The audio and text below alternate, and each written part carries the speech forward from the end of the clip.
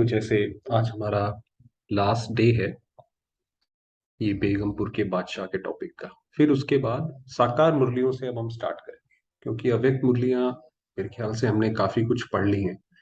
तो अब जो रोज की जो साकार मुरली आती है वही फिर हम ये वाले सेशंस में लेना स्टार्ट करेंगे।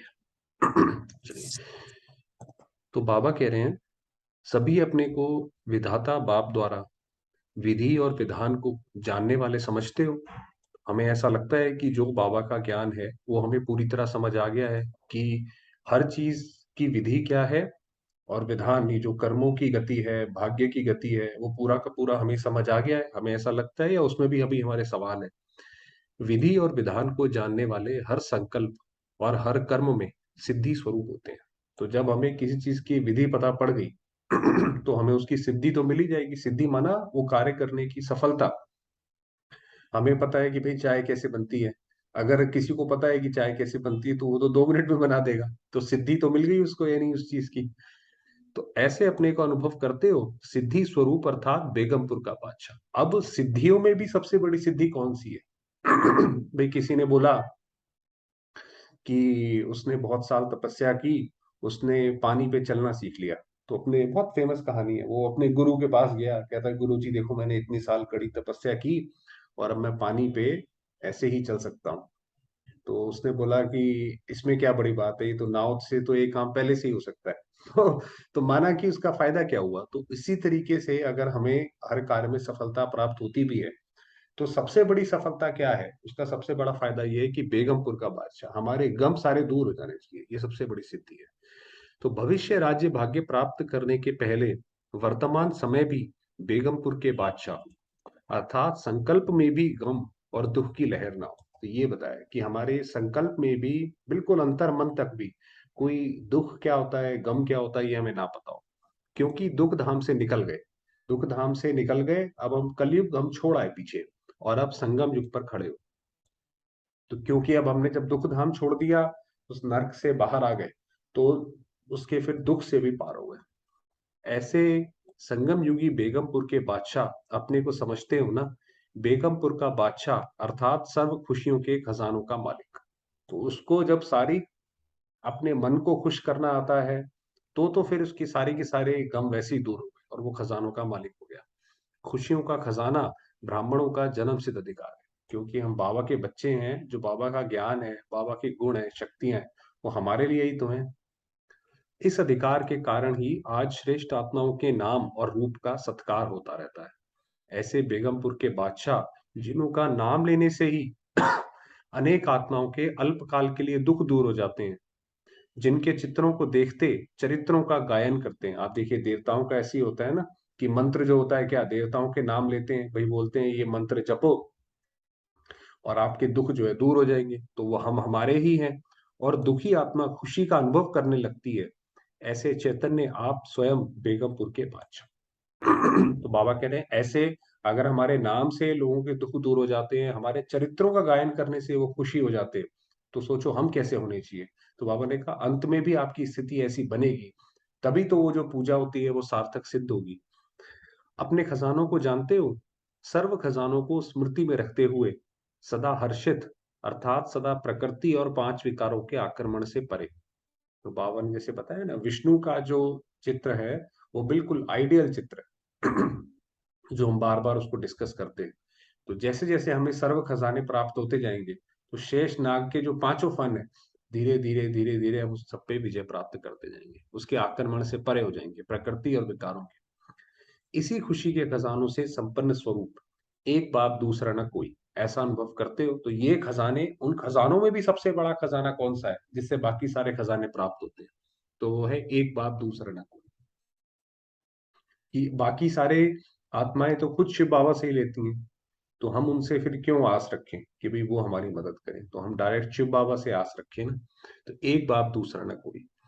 खजानों की चाबी, तो ये है खजानों की चाबी। खजानों की चाबी तो मजबूत रखते हो ना, चाबी को खो तो नहीं देते हो। समय और समय के प्रमाण आत्माओं की सूक्ष्म पुकार सुनने में आती है। तो बाबा कहते हैं जैसे जैसे आपका योग बढ़ेगा, तो जैसे हम बाबा को याद करते हैं और बाबा की बुद्धि एकदम क्लियर है, तो वो हमारी आवाज सुनता है और फिर हमें उस तरीके से रिस्पॉन्ड करता है। बाबा ने बोला हुआ है कि आपके संकल्प पहले ही बाबा के पास पहुंच जाते हैं। उसी तरीके से हम भी जितना जितना पावन बनते जाएंगे, जितना जितना बाप समान बनते जाएंगे, उतना उतना जो बाकी आत्माएं हैं जो देवताओं की पूजा कर रहे हैं या वो पुकार रहे हैं कि हमें इससे मुक्त करो, तो वो भी जैसे हमारे पास हमारे मन को वो आवाज टटोलेगी आकर के। या अपने में ही सदा बिजी रहते हो, कल पहले वाले आपके भक्त आत्माएं अपने अपने इष्ट का आह्वान कर रहे हैं, क्योंकि अब जितना ज्यादा दुख बढ़ता जा रहा है तो लोगों का भक्ति की तरफ भी रुझान होता जा रहा है, अपने अपने इष्ट की पूजा कर रहे हैं कि निकलें इससे बाहर। आजा आजा की धुन लगा रही है, दिन प्रतिदिन अपनी पुकार साजों से सजाते हुए, अर्थात खूब गाजे बाजे बजाते हुए जोर से पुकारना शुरू करते हैं। तो आप सभी को राजी करने के अनेक साधन अपनाते रहते हैं, कहते हैं ना भाई हमारा इष्ट देव हमारे ऊपर राजी है, तो हमें किसी चीज की परवाह नहीं है। तो चैतन्य में गुप्त रूप में सुनते हुए देखते हुए रहम नहीं आता, वह अब तक अपने ऊपर रहम करने में बिजी हो। तो बाबा कह रहे हैं अभी ये जो समय है वो ये है कि हम बाकी आत्माओं के ऊपर रहम करें, ना कि अपने ही उसमें लगे रहें। विश्व कल्याणकारी महादानी वरदानी रूप में स्थित होने से ही रहम आएगा। बाबा ने कहा जब हम इस स्थिति में होंगे कि मैं आत्मा, मेरा तो कल्याण हुआ ही पड़ा है, मैं तो शिव बाबा के साथ हूं और मुझे बाकी आत्माओं का कल्याण करना है, इनके ऊपर रहम आना चाहिए। स्वयं को जगत माता व जगत पिता के स्वरूप में अनुभव करने से ही रहम उत्पन्न होगा, क्योंकि हम ही कल्प वृक्ष की सबसे पहली हुई आत्माएं हैं, हम ही जैसे उनके पूर्वज हैं। तो जैसे जो घर में बड़े बूढ़े होते हैं, वो बच्चों के लिए ही हमेशा सोचते रहते हैं कि इनको ये भी मिले ये भी मिले। तो उसी तरीके से हम ही जैसे देवी देवता थे और वृक्ष की जो शुरुआत थी वो हमने करी शिव बाबा के साथ, तो हमारा ही काम है उनको कल्याण करना उनका।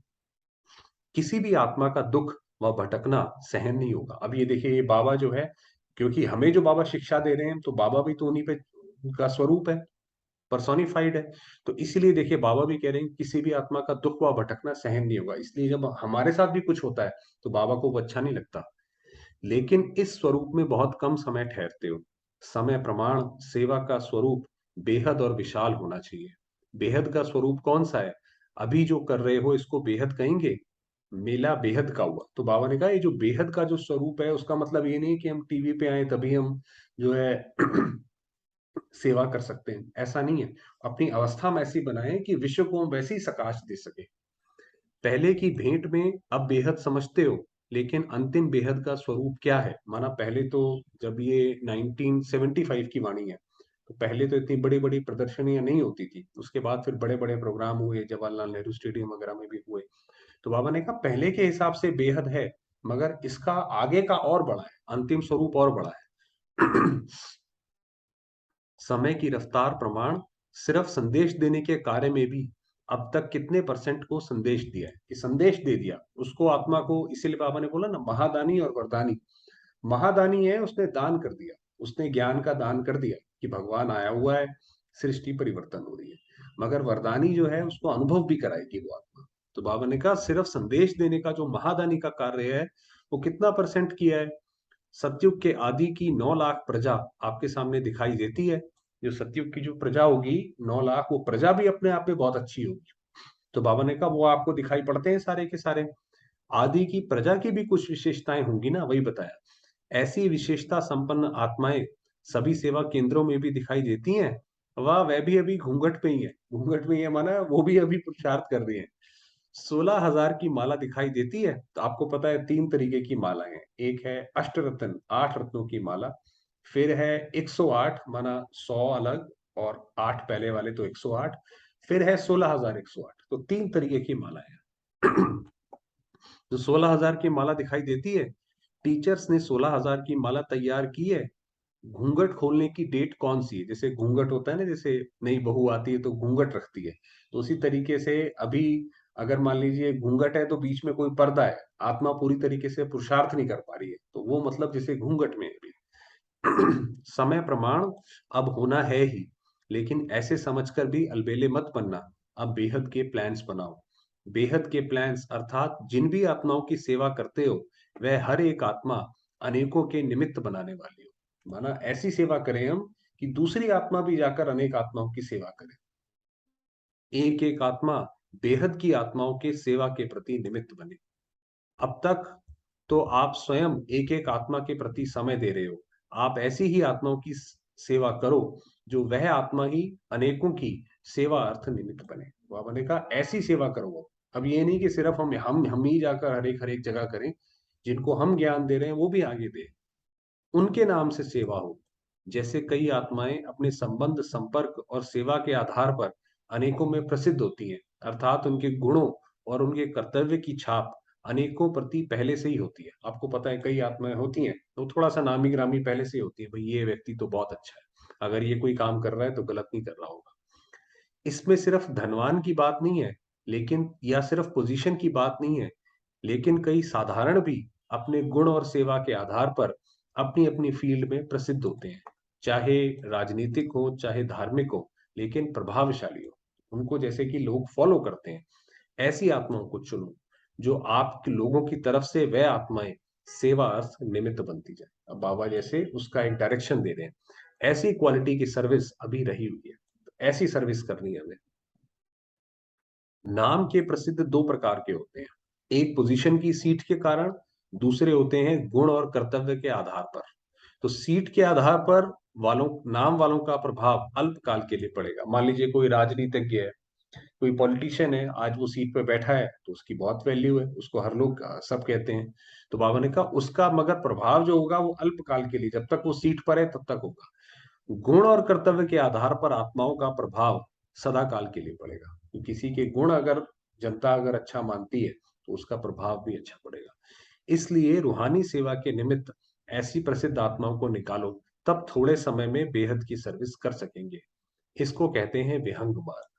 इसको ये है विहंग मार्ग कि ऐसी आत्माओं की सेवा करो जो एक द्वारा अनेकों को तीर लग जाए। ऐसी आत्माओं के आने से अनेक आत्माओं का आना ऑटोमेटिकली होता है। तो बाबा ने कहा मगर उसके लिए हमें अपनी अवस्था वैसी बनानी पड़ेगी, महादानी वरदानी जो ऊपर बताया। तो अब ऐसी सर्विस की रूपरेखा बनाओ।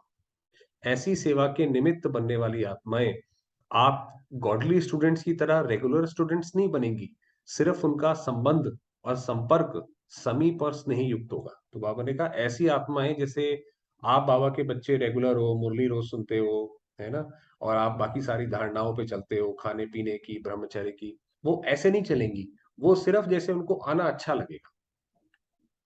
ऐसी आत्माओं को विशाल बुद्धि बन उनकी इच्छा प्रमाण, उनकी प्राप्ति का आधार समझते हुए उनके अनुभव द्वारा अनेकों की सेवा के निमित्त बनाना पड़े। तो उनको उनके हिसाब से चलाना है। अगर आप उनको जबरदस्ती किसी को ज्ञान सुनाने लग जाओ, वो आत्मा के अंदर शक्ति है नहीं।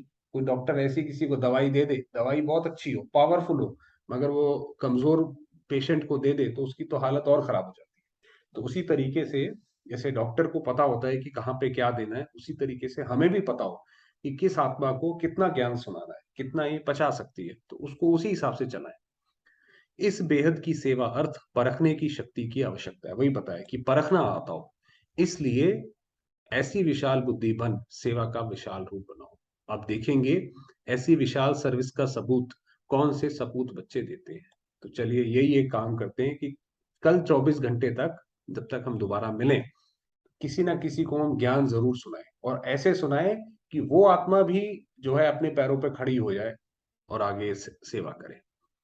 ऐसी सर्विस के निमित्त बनने वाले राज्य पद के अधिकारी बनते हैं। कौन सा जोन नंबर 1 जाता है वह रिजल्ट से पता पड़ जाएगा। अच्छा, फिर बाबा ने याद प्यार दी। ऐसे सर्विसेबल, बेहद के विशाल बुद्धि वाले, संकल्प द्वारा भी अनेक आत्माओं प्रति सेवा करने वाले, कि हमारा संकल्प भी जो है वो हर एक आत्माओं के सेवा प्रति समर्पित हो। ऐसे बाप समान सदा अथक सेवाधारी, सबूत दिखाने वाले सपूत बच्चों को बाप दादा का याद प्यार नमस्ते। छोटी ही मुरली थी आज की।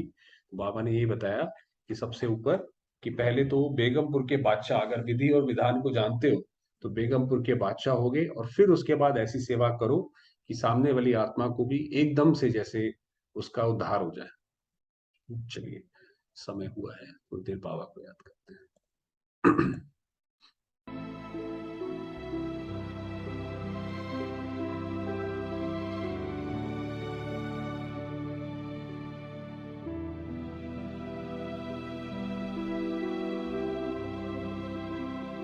मैं आत्मा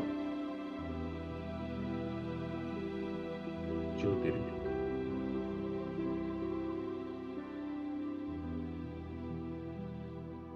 पॉइंट ऑफ लाइट।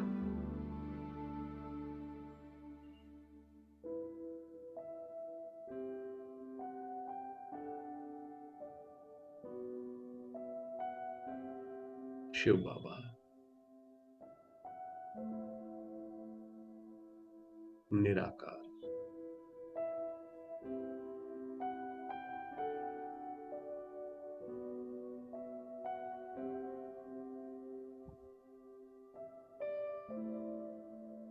त्रिकालदर्शी। सतगुरु।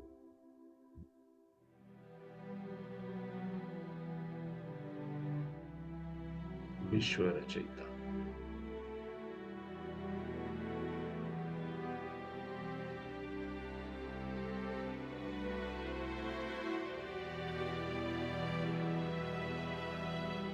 उनकी अनेकानेक किरणें मुझ आत्मा पर बरस रही।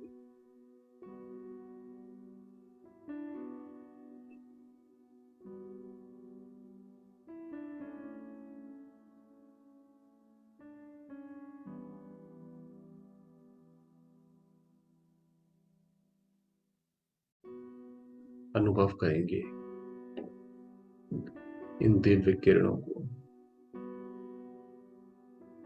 स्वयं के ऊपर।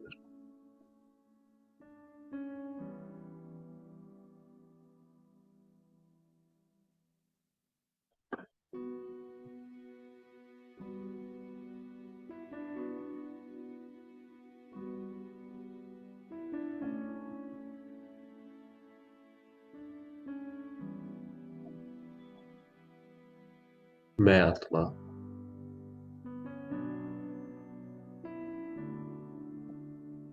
इन दिव्य शक्तियों को स्वयं में समाती जाती।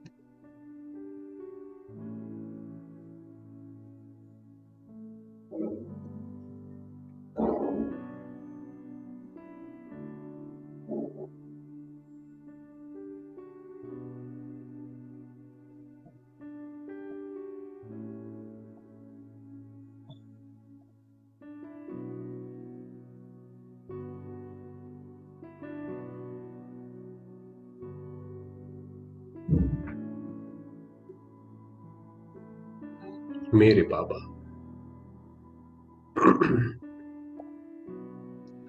स्नेह के सागर।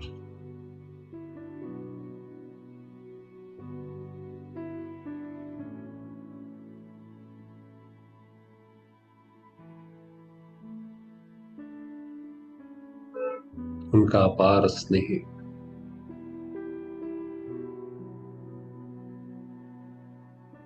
परमात्मा आशीर्वाद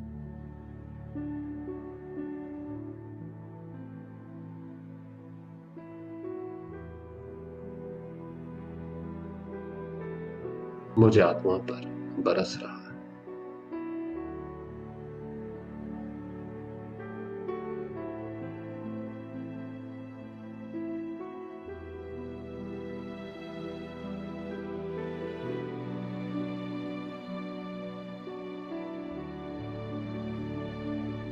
मैं आत्मा इस अनुभव में समाई हूं।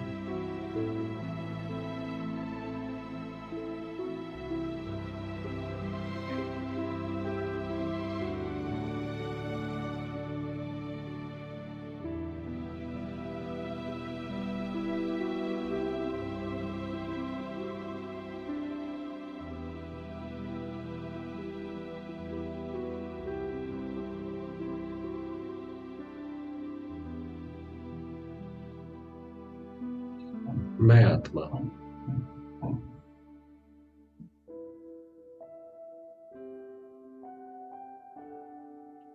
शांति का स्रोत हूं। Light house.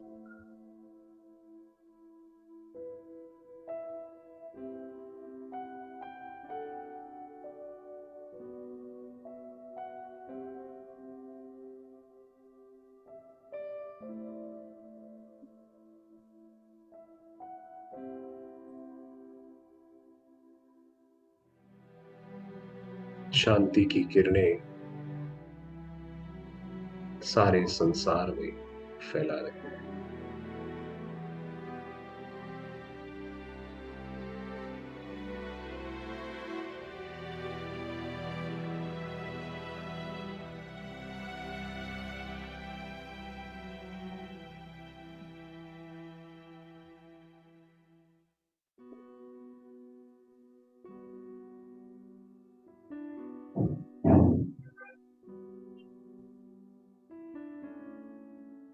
सर्वात्माएं परमात्मा शांति को अनुभव कर रहे हैं।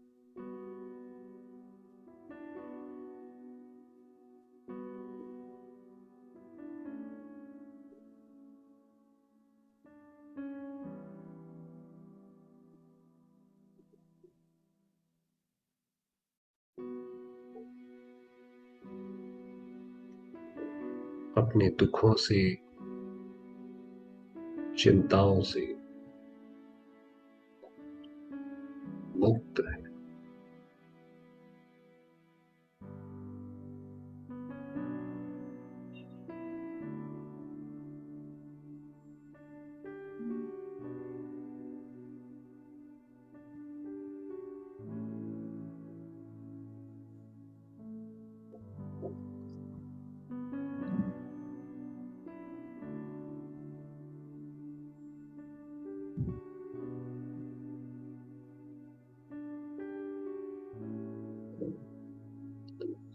परम धाम की ओर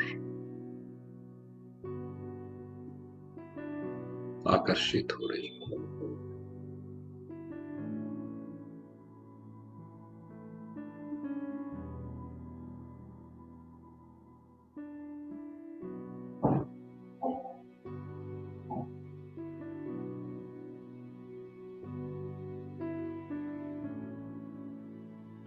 सारे संसार में शांति व्याप्त है।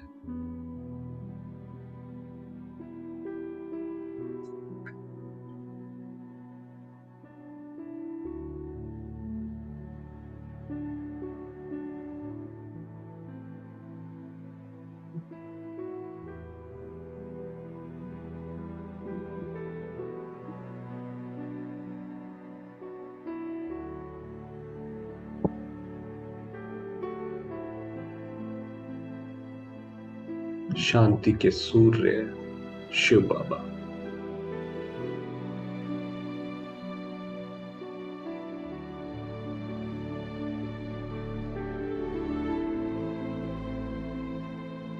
जिनकी किरणें सारे ब्रह्मांड में फैली हुई।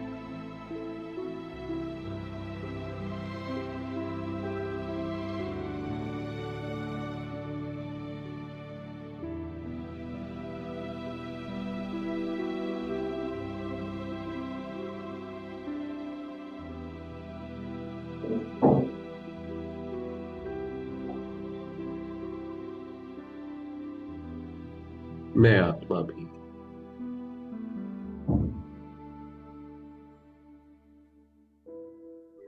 अपने बाबा के साथ हूं।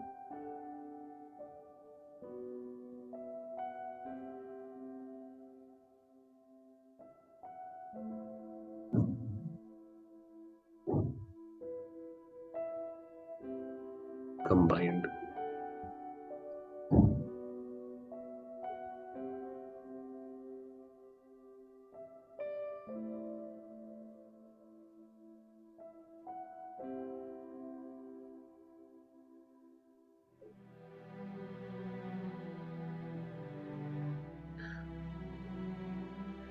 ओम शांति।